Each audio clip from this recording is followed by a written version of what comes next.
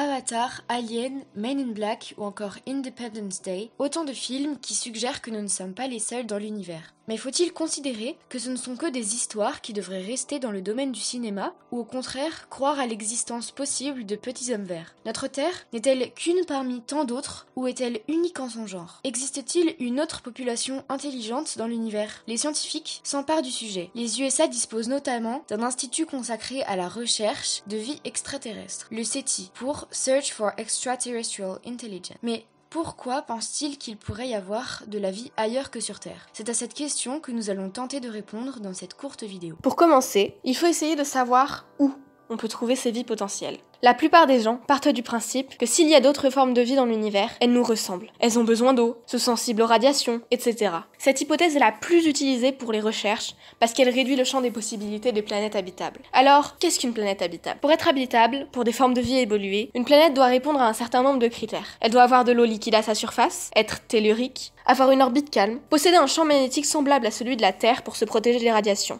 Elle doit avoir une masse suffisante pour garder une atmosphère, et avoir une atmosphère suffisamment épaisse pour réduire les différences de température entre le jour et la nuit, mais suffisamment fine pour que la température à sa surface soit supportable. Ensuite, elle doit être à une distance raisonnable de son étoile pour ne pas brûler, mais ne pas en être trop loin pour ne pas être gelée. Et il ne faut pas qu'elle ait une rotation synchrone, c'est-à-dire il ne faut pas qu'elle présente toujours la même face à son étoile, pour ne pas être brûlée d'un côté et gelée de l'autre. Ainsi, les scientifiques ont même imaginé l'existence de planètes super habitables, qui seraient encore plus enclines à l'évolution de la vie que la Terre. Mais malheureusement, de telles exoplanètes n'ont jamais été observées. Leur existence reste donc hypothétique. Étant donné que les scientifiques se tournent de plus en plus vers les étoiles, les missions spatiales et télescopes, eux aussi, partent à la recherche d'extraterrestres. Mais les scientifiques ne recherchent pas nécessairement une forme de vie intelligente. Certains micro-organismes ont besoin de bien moins de caractères précédents, ce qui les rendrait plus courants. C'est pourquoi la très récente mission JUICE, menée par l'ESA, doit se mettre en orbite autour des principales lunes de Jupiter, Europe, Callisto et Ganymède, en espérant de trouver sous la couche de glace d'Europe de la vie. Sous quelle forme la vie peut-elle exister? Il y a quelques centaines d'années,